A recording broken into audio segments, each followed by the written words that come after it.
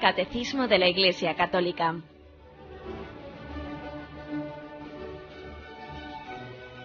Un programa dirigido por Monseñor José Ignacio Munilla, obispo de San Sebastián.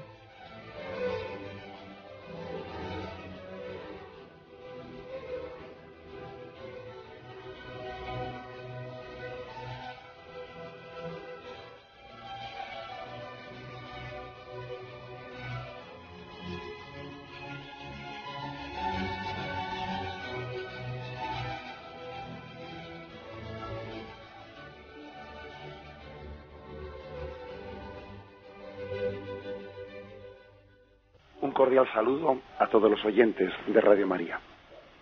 Un día más, con la gracia del Señor, proseguimos el comentario del Catecismo de nuestra Madre la Iglesia.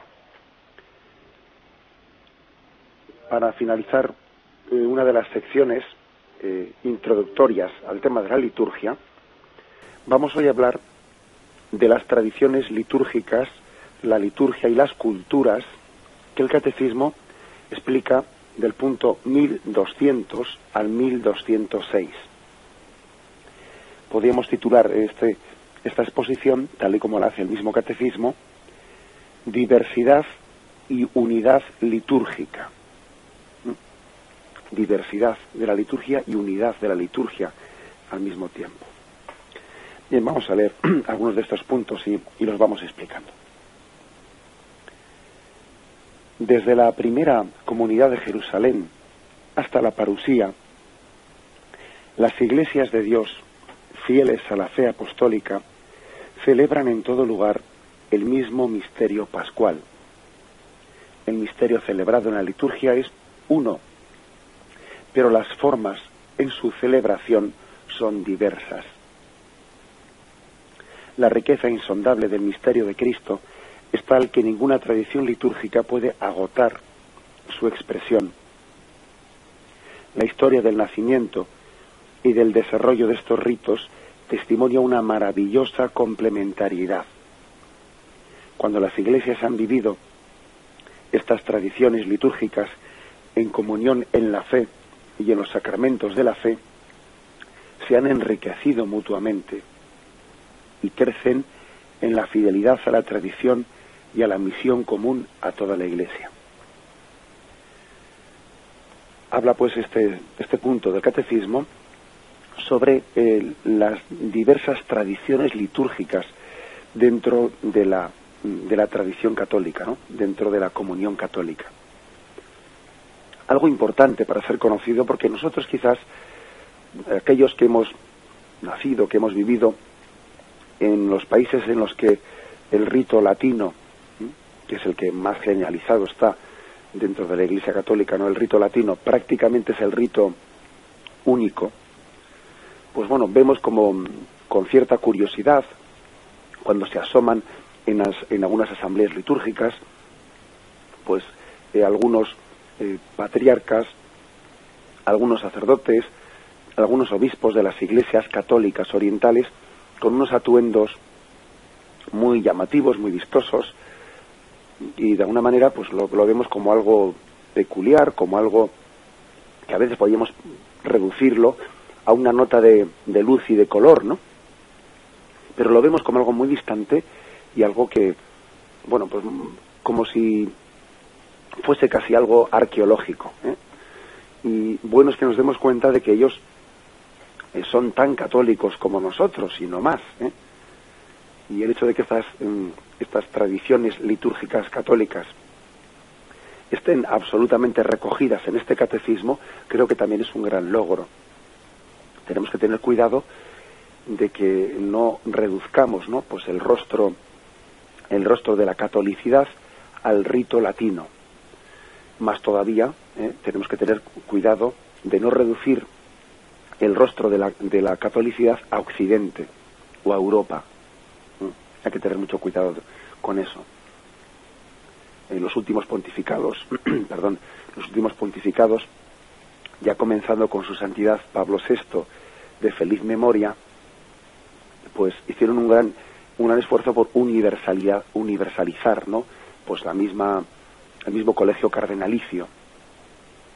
incluyendo en él cardenales de muchos lugares del mundo. Incluso también pues tradiciones litúrgicas dentro de ese colegio cardenalicio. Es, por lo tanto, importante que nos demos cuenta de que la Iglesia Católica Universal incluye bajo sus alas, ¿no?, todas esas riquezas, y que esto no tiene nada que ver, esa riqueza de tradiciones litúrgicas no tiene nada que ver con esas otras cosas que padecemos dentro de nosotros, como que, a lo cual podríamos llamar como infidelidades litúrgicas. Las infidelidades litúrgicas llamaríamos cuando dentro de nuestro rito latino o dentro de cualquier rito, pues podemos estar haciendo la liturgia, deformándola según nuestras ideologías, formas, maneras, pretendiendo adaptar la liturgia a cada uno pues a sus gustos personales, a lo que él entiende por correcto, constituyéndose uno mismo en el criterio de discernimiento de la liturgia, ¿no? En vez de entender también que la liturgia tiene pues una normatividad que expresa la unidad de la Iglesia. O sea que nada que ver. Por una parte están las infidelidades, que eso tenemos que corregirlo, y ser fieles a la liturgia, ser fieles a su espíritu y a su letra. También a la letra, porque no vale decir que uno es fiel al espíritu de la liturgia, pero luego con la letra, es decir, con las normas prácticas, con las normas concretas, ya uno hace lo que quiere. No. El que es fiel al espíritu, pues lógicamente tendrá que ser también fiel a las normas, porque también las normas expresan el espíritu.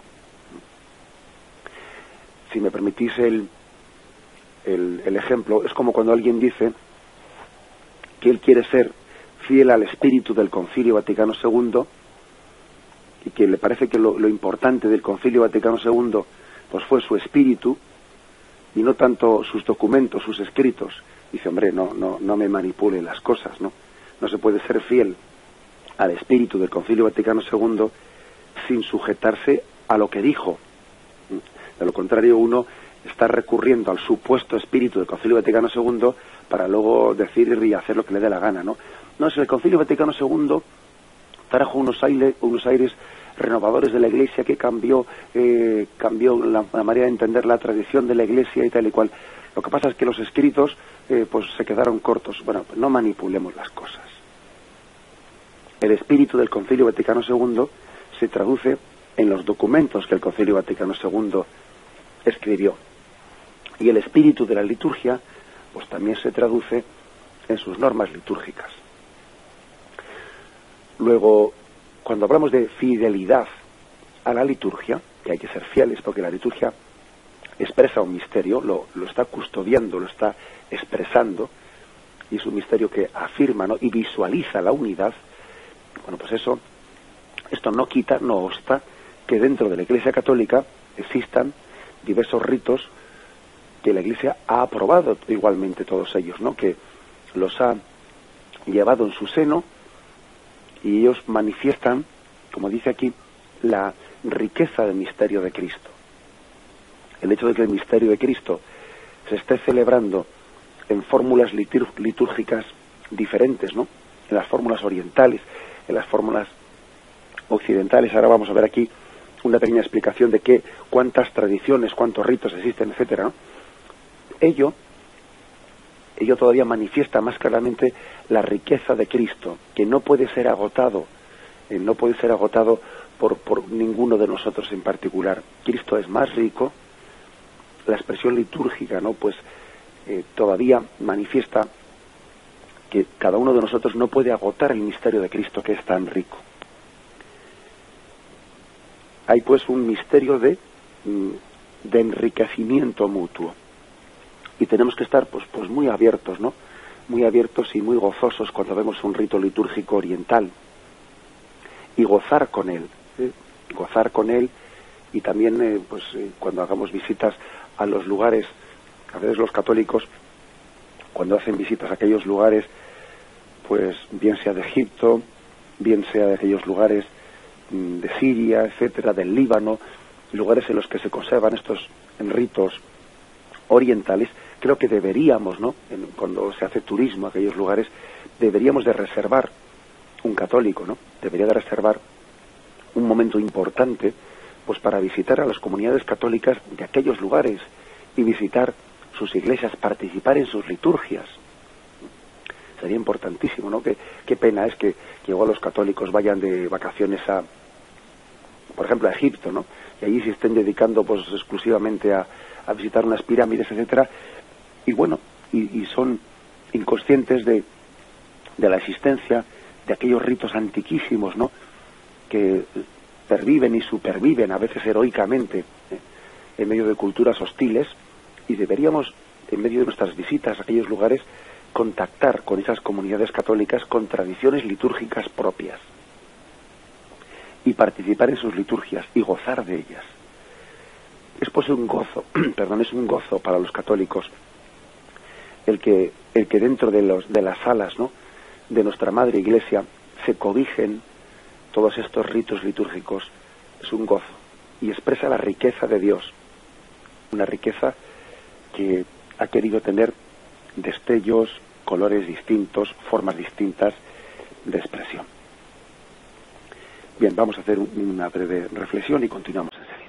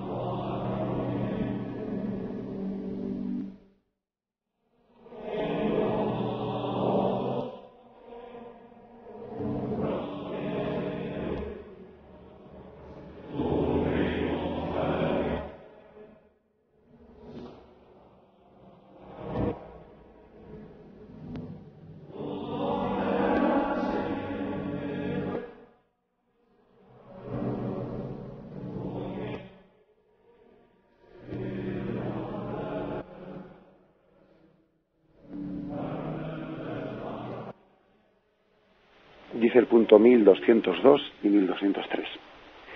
Las diversas tradiciones litúrgicas nacieron por razón misma de la misión de la Iglesia.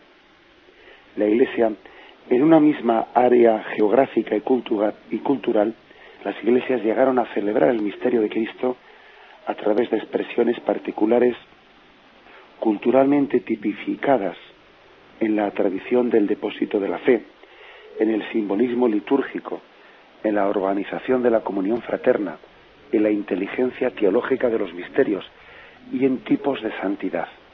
Así Cristo, luz y salvación de todos los pueblos, mediante la vida litúrgica de una iglesia, se manifiesta al pueblo y a la cultura a las cuales es enviada y en los que se enraiza. La Iglesia es católica, puede integrar en su unidad, purificándolas, todas las verdaderas riquezas de las culturas. Ahora continuamos con el punto siguiente, pero aquí se está afirmando algo importante, y es que existe un principio que se llama de encarnación. Y el principio de encarnación, pues es que, al igual que hizo el Verbo cuando tomó nuestra carne humana y habitó entre nosotros, también la Iglesia, a la hora de evangelizar, se encarna en las diversas culturas. se hace griega con los griegos, se hace latina con los latinos, se hace oriental con los orientales, se hace todo a todos para ganarlos, a todos, o para ganar a algunos, aunque sea, según esa expresión de San Pablo, recordáis, me echo todo a todos para ganar a algunos. Eso se llama el principio de encarnación, el que alguien no tenga ese estilo de permanecer en su sitio, y el que quiera venir que se acerque a mí. No, el Señor se acercó a nosotros, tomó nuestra carne humana, y así también la Iglesia se acerca a las diversas realidades culturales y se impregna de ellas y se expresa con sus propias expresiones culturales. Este es uno de los motivos por los cuales han nacido las tradiciones litúrgicas. Lo cual no quiere decir que la Iglesia asuma todo lo que tengan las distintas culturas sin haberlo purificado, porque aquí dice que la Iglesia puede integrar la riqueza de las culturas purificándolas, porque claro, puede haber pues muchas expresiones en las culturas que no sean adecuadas para nosotros. Pongo el ejemplo de que cuando los misioneros llegaron a América y allí pues evangelizaron pues las culturas andinas, o entraron en México, etcétera, y vieron que allí los pueblos tenían unos ritos en los que incluso también practicaban el sacrificio, los sacrificios humanos, ¿no? y otros tipos de prácticas pues que son abominables, pues lógicamente no las asumieron, ¿no? sino que las purificaron, las purificaron. Por lo tanto, no se trata, cuando se dice que la Iglesia se encarna en las culturas, pues no es un dar por bueno, como a veces se hace hoy en día, que se habla de la riqueza de todas las culturas, olvidando de que también en ellas hay muchas cosas que son fruto del pecado del hombre. Luego, tampoco caigamos en el extremo contrario al de no querer integrarse en las culturas, ¿no? Porque uno puede caer en el extremo contrario a este, ojo, que a veces, por ejemplo, hoy ha ocurrido en la Iglesia, en algunos intentos de evangelización en la India, por ejemplo, pues que algunas formas determinadas de misionar en la India pues han llevado a casi convertir a Jesucristo en un Buda más, como si Jesucristo se pretendiese presentar en medio de la cultura india como si fuese un Buda más, ¿no? Dentro de aquel politeísmo, y bueno, pues evidentemente eso ya no es inculturación, eso ya es deformación de la Iglesia, de la fe católica, eso es no tener valentía para proclamar la unicidad de que solamente Cristo nos salva. Y cuando Francisco Javier iba a aquellos lugares lejanos, ¿no?, de las Indias, y proclamaba y les decía expresamente a aquellos señores, ¿no?, pues aquellos hombres feudales de aquellos tiempos que estaban adorando falsos ídolos, eso también hay que decirlo hoy en día, O sea, no confundamos inculturación con un complejo, con un no tener conciencia de que solo Cristo salva.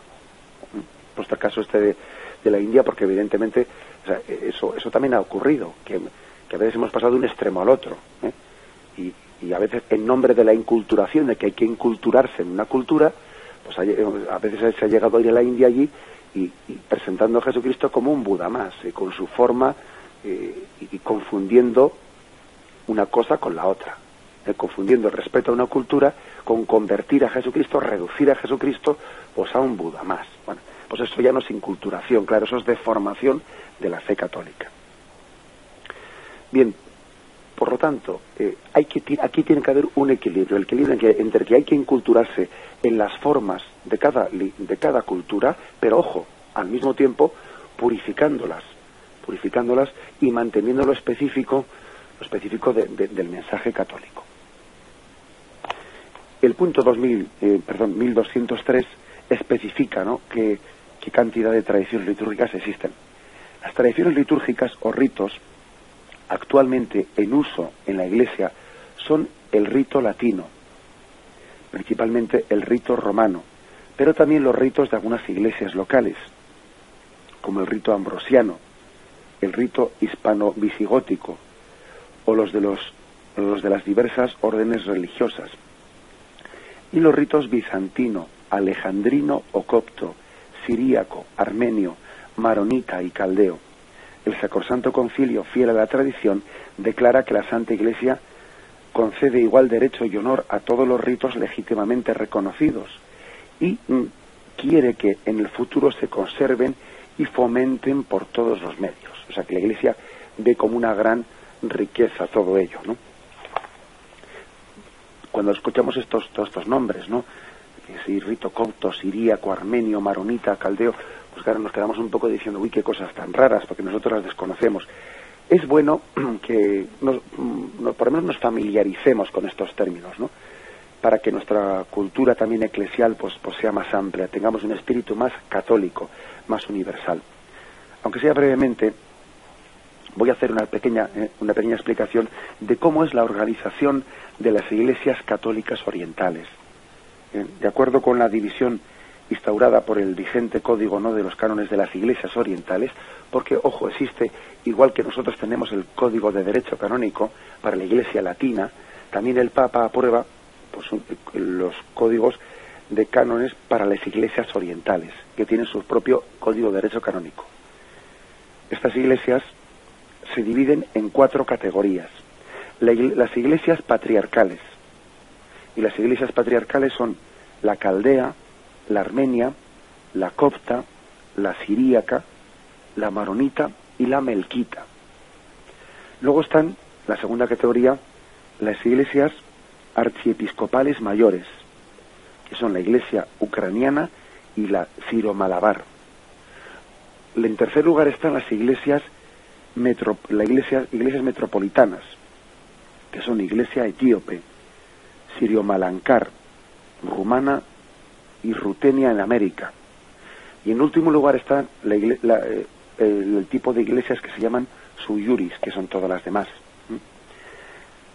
Además se debe tener en cuenta pues que puede haber que las iglesias greco-católicas pues no todas pueden poseer jerarquía episcopal, aunque Juan Pablo II pues instituyó esas jerarquías, ¿no? A veces con ciertos roces con los cristianos ortodoxos no católicos, ¿no? Pero lo hizo.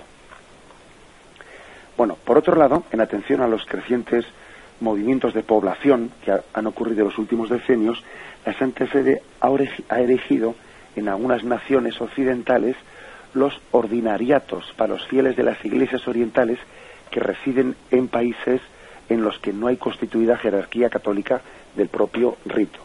Eso también la Iglesia lo ha hecho, es decir, igual ha habido pues un montón de habitantes de aquellos lugares que han venido a trabajar a Occidente, aquí no tienen más que el rito latino, y entonces la Iglesia ha instituido lo que aquí se llaman unos ordinariatos, o sea, no constituido como con la misma categoría, digamos, con el mismo rango, con un obispo propio, pero un ordinariato que pertenece, que obedece también al patriarca de aquel lugar del que han procedido. A ellos pertenecen pues los fieles católicos orientales que residen en las naciones indicadas, ¿no? Los católicos de rito oriental que residen en lugares en los que no tienen establecida jerarquía oriental dependen del ordinario latino del lugar, o sea, dependen del obispo latino del lugar, ¿no? Aunque siempre mantienen contacto pues con los obispos de origen. Un pequeño resumen, ¿no?, de cómo se organizan las iglesias católicas orientales que están en comunión con el Papa. Debemos de tener en cuenta que en la tradición oriental se le llama eparquía a la iglesia particular, a lo que nosotros entendemos que es una diócesis. Lo que nosotros llamamos diócesis, la diócesis, pues eso, ¿no?, la diócesis de Valencia, la arquidiócesis de Valencia, ellos le llaman eparquía, y le llaman exarcado a la iglesia particular que se erige en los demás territorios, en otros territorios distintos a los suyos. Entonces, al final podríamos hacer el siguiente resumen. Las iglesias de tradición alejandrina, hay distintas tradiciones, ¿no? La tradición alejandrina tiene las siguientes iglesias. Primera, la iglesia egipcia, que se llama la de los coptos. La de los coptos. El patriarcado está en Alejandría y tiene eparquías, o sea, diócesis en Egipto. O sea, la primera, la de los coptos, que son varios millones, hay en Egipto. Luego está la iglesia de Etiopía, en Etiopía, cuya metrópoli está en Addis Abeba y tiene eparquías, o sea, diócesis en Etiopía y en Eritrea. Son de las iglesias más antiguas que existen. Luego están, estas son las de tradición alejandrina. Luego están las de las tradiciones antioquenas, que está la iglesia sirio-malankar, cuyo arzobispado mayor está en Trivandrum, en la India, y tiene eparquías, o sea, diócesis en la India. Luego está la iglesia maronita, cuyo patriarcado está en Antioquía. Luego está, bueno, tiene extensiones, los maronitas tienen extensiones en muchos lugares, en Líbano, en Chipre, en Egipto, en Siria, en Israel, en Argentina, en Brasil, en Estados Unidos, Australia, Canadá, México, y tiene exarcados en Jordania y en Palestina. Luego está la iglesia siria, cuyo patriarcado está en Antioquía, en la Antioquía de los sirios, y tiene pues eparquías, o sea, diócesis en Líbano, Egipto, Sudán, Siria, Estados Unidos y Canadá. Bueno, pues en Nueva York, por ejemplo, pues existe también esta eparquía. Tienen exarcados en Jordania, Kuwait, Palestina, Turquía y Venezuela. Luego existen, hemos dicho primero, las de tradición alejandrina, luego las de tradición antioquena. Están también las de tradición armenia, cuyo patriarcado está en Cilicia de los armenios y tiene eparquías también en muchos lugares. No quiero tampoco abrumar con muchos nombres para que no se cansen los oyentes.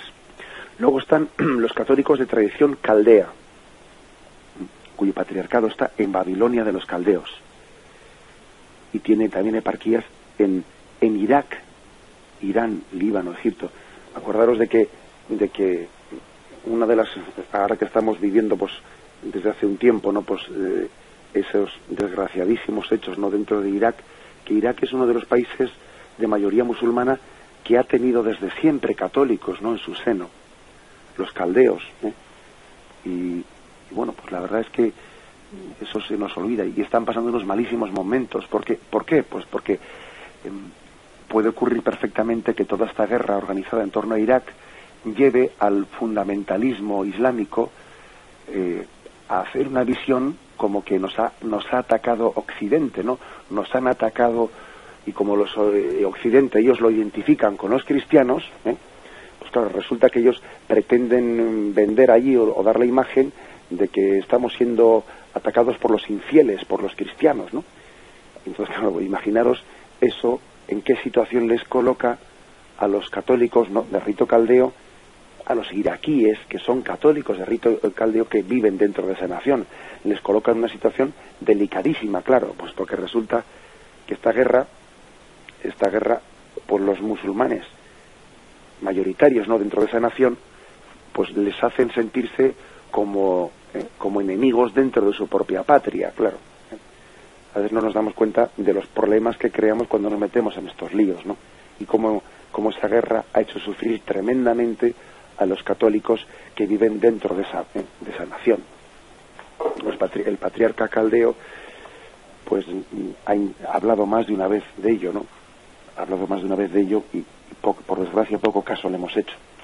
Bien, la iglesia caldea, especialmente presente en Irak, como decíamos, tiene un exarcado patriarcal en Jerusalén. La iglesia sirio-malabar, que está en la India. Bueno, pues la verdad es que esto es una maravilla de riqueza dentro de los ritos de lo que es la iglesia. Luego están las de tradición constantinopolitana o bizantina.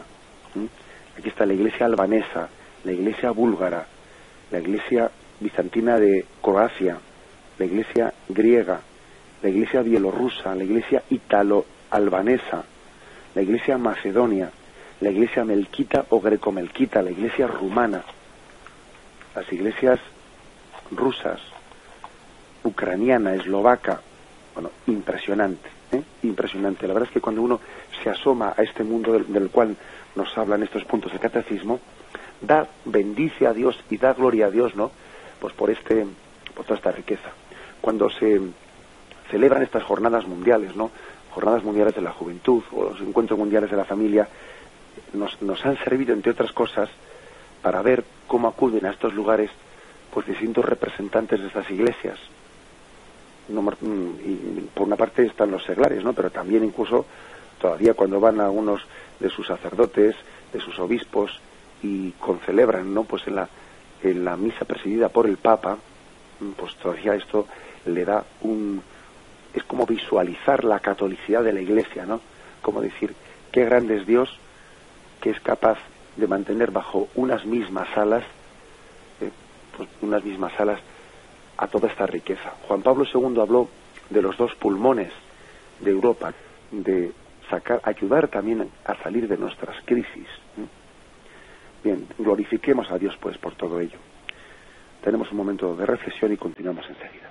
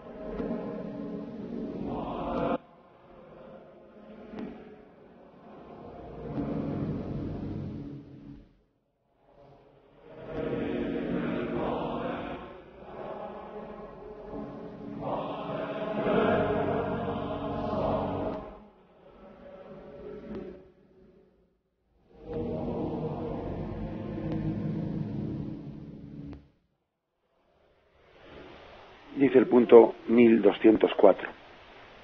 Por tanto, la celebración de la liturgia debe corresponder al genio y a la cultura de los diferentes pueblos. Para que el misterio de Cristo sea dado a conocer a todos los gentiles, para obediencia de la fe, debe ser anunciado, celebrado y vivido en todas las culturas, de modo que éstas no son abolidas, sino rescatadas y realizadas por Él. La multitud de los hijos de Dios, mediante su cultura humana propia, asumida y transfigurada por Cristo, tiene acceso al Padre para glorificarlo en un solo espíritu. Dice el siguiente punto. En la liturgia, sobre todo en la de los sacramentos, existe una parte inmutable, por ser de institución divina, de la que la Iglesia es guardiana, y partes susceptibles de cambio, que ella tiene el poder y a veces incluso el deber de adaptar a las culturas de los pueblos recientemente evangelizados. La diversidad litúrgica puede ser de enriquecimiento, puede también provocar tensiones, incomprensiones recíprocas, incluso cismas. En este campo es preciso que la diversidad no perjudica a la unidad. Solo pueden expresarse en la fidelidad a la fe común, a los signos sacramentales que la Iglesia ha recibido de Cristo y a la comunión jerárquica. La adaptación a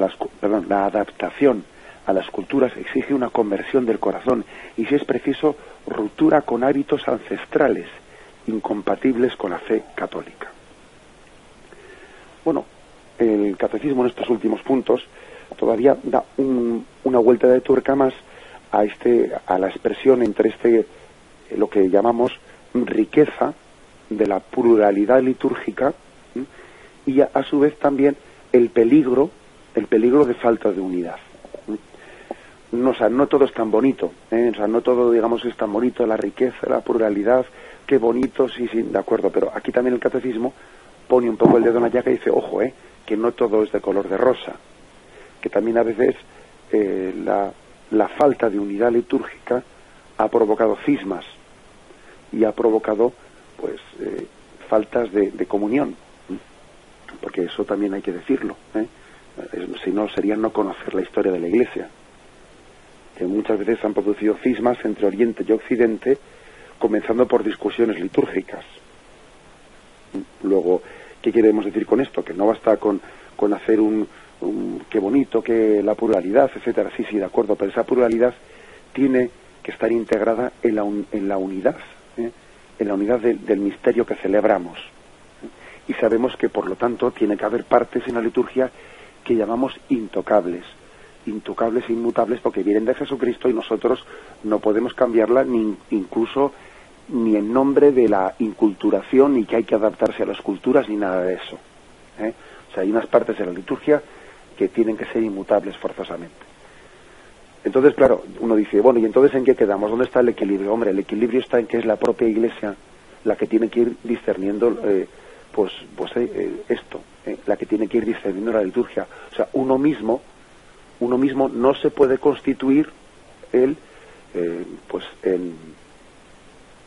un experimentador de diversidades litúrgicas. O sea, yo no puedo estar haciendo experimentos de a ver cómo enriquezco la liturgia yo por mi cuenta. No, si yo hiciese eso, acabaría con la unidad de la fe, acabaría con ella, que no es que para menor duda, ¿no? O sea, es tan delicado esto que solamente la misma Madre Iglesia es la que tiene la capacidad, con la luz del Espíritu Santo, de discernir, pues, qué partes son las inmutables, qué partes pueden enriquecerse con expresiones culturales de un lugar. Eso es algo tan delicado que solamente la Madre Iglesia tiene la jurisdicción y la capacidad de poder hacerlo. Es algo muy delicado y además supone un carisma, ¿no? Y supone, pues, una autoridad apostólica. Acordaros de aquello que dice el Señor a Pedro: lo que atéis en la tierra quedará atado en el cielo, lo que desatéis en la tierra. También eso hace referencia en primer lugar, siempre la Iglesia ha interpretado que esa frase está referida al poder de perdonar los pecados, ¿no? Pero también lo ha interpretado como a ese discernimiento que tiene que tener la Iglesia sobre qué es, pues, cuál es una diversidad litúrgica legítima y que expresa la riqueza, y cuál es una diversidad litúrgica ilegítima que está tocando aspectos fundamentales, etcétera, etcétera. Luego hay cuestiones que, aunque no sean esenciales, que no toquen a lo fundamental, sí que son muy deseables y muy convenientes. Por ejemplo, el tema del calendario litúrgico, pues el hecho de llegar a un acuerdo entre todos los ritos de cuándo se celebra, en qué fechas se celebran la Pascua todos los años. Hombre, si se celebra en una fecha distinta, por eso no se va a romper la fe en la muerte y resurrección de Jesucristo, ¿no? Eso no va a ser algo esencial. Bien, pero aunque no sea esencial, sí que es muy conveniente, pues llegar a tener un único calendario en el que la Pascua de Cristo sea celebrada el mismo día, porque eso también manifiesta la unicidad, mejor dicho, la unidad, manifiesta la unidad, la catolicidad. El hecho de que cada uno tenga una fecha distinta, pues bueno, pues eso no sé si es enriquecedor precisamente, no es enriquecedor, eso más bien es, pues, dar un testimonio de falta de unidad. O sea que aquí lo que se viene a decir es que hay que distinguir entre las cosas que son esenciales y que la Iglesia debe de velar y tutelar para que sean los ritos que sean, estén bien no hayan sido trastocadas, en nombre de la pluralidad litúrgica no hayan sido trastocadas. Y luego está, la capacidad, el deber, el derecho y el deber que tiene la Iglesia para realizar las reformas litúrgicas, que también son necesarias, que igual que nosotros los latinos hemos tenido la reforma litúrgica en el Concilio Vaticano II, pues también muchos ritos orientales católicos las han tenido, o las están teniendo incluso, las están teniendo. Recuerdo como en España existe el rito hispano-mozárabe, que se conserva en la Catedral de Toledo, pues una capilla en la que se celebra ese rito hispano-mozárabe. Bueno, hay que reconocer que en España pues ha quedado también, además ha sido reformado ese rito, según un poco el Concilio Vaticano II, esa liturgia, que es bien distinta, ¿no?, de la liturgia latina. Bueno, ha sido reformada también, pero guardando todas las peculiaridades, lógicamente, de esa tradición que tiene su origen pues en todo el tiempo en el que España estuvo invadida por los árabes, y los católicos oraron durante tantos siglos sin que se les permitiese tener un contacto directo y ágil pues con Roma y con el resto de la cristiandad. Entonces los católicos que vivían, ¿no?, bajo ocupación árabe, fueron poco a poco creando una liturgia la que llamamos la liturgia hispano-mozárabe, liturgia plenamente católica, que tiene ese contexto histórico en el que los católicos pues fueron subsistiendo, ¿no? Luego, cuando los musulmanes fueron expulsados de España, la Iglesia no reconoció, tuteló ese rito hispano-mozárabe, no lo despreció. Entendió que también era una riqueza del espíritu que había inspirado a los católicos en tiempos de persecución, en tiempos heroicos, y habían supervivido a lo largo de los siglos, bueno, pues con ese rito que ellos mismos habían sido inspirados por el Espíritu Santo para poderlo realizar, puesto que no tenían contacto y no sabían tampoco, ni tenían noticia directa de cómo se celebraba la liturgia en el resto de la cristiandad. Bueno, actualmente el rito hispano-mozárabe se conserva más como una pieza litúrgica, porque tampoco hay parroquias en las que se celebre, ¿no? Pero sin embargo ahí está. Y también está el caso del rito ambrosiano, que nació y se celebra y se celebra todavía en algunos sitios en Milán, en Italia. Pero la mayoría de estos ritos, como hemos explicado antes, están más en las zonas orientales de la Iglesia. Bueno, pues la verdad es que nos hemos dado un baño de catolicidad en estos puntos del catecismo. Nos hemos dado un baño de catolicidad abriendo nuestras ventanas a realidades que para los que siempre hemos nacido en el rito latino y tenemos casi el peligro de pensar que la Iglesia Católica es solamente latina, de rito latino, ¿no? Casi tenemos el peligro de latinizar la Iglesia. Por el hecho de que seamos el rito mayoritario, tenemos que tener cuidado de no dejar en la penumbra todas estas realidades, ¿no?, que son tan ricas, ¿no? Es aquello que dijo su santidad Juan Pablo II: abrir las puertas. También nosotros tenemos que abrir las puertas a estos ritos litúrgicos, abrir las puertas a la riqueza de Oriente, que suele ser mucho más contemplativa que esta tradición nuestra occidental. El alma, el pulmón oriental de la Iglesia, pues es un pulmón del cual vienen muchos bienes para nosotros, ¿no?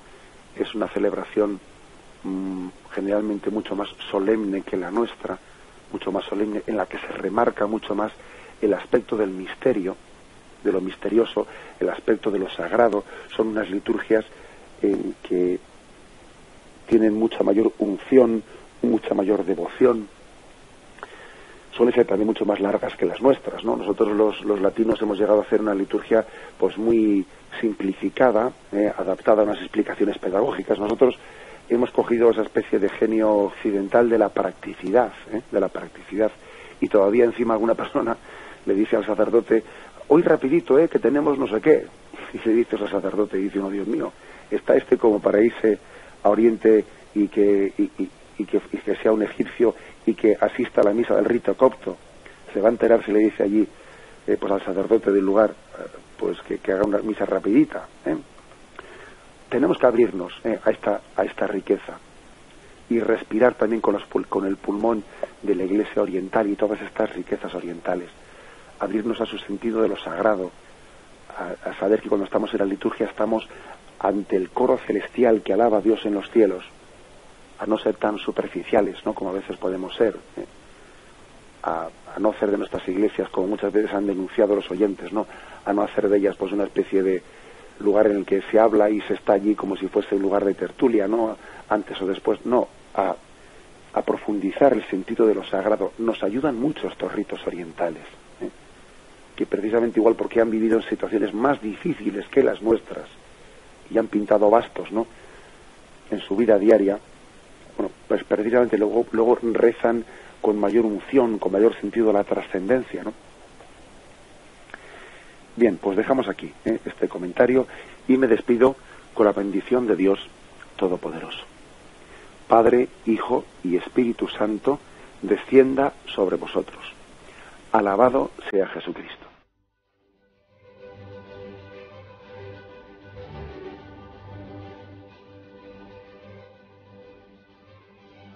Finaliza el Catecismo de la Iglesia Católica, un programa dirigido por Monseñor José Ignacio Munilla, obispo de San Sebastián.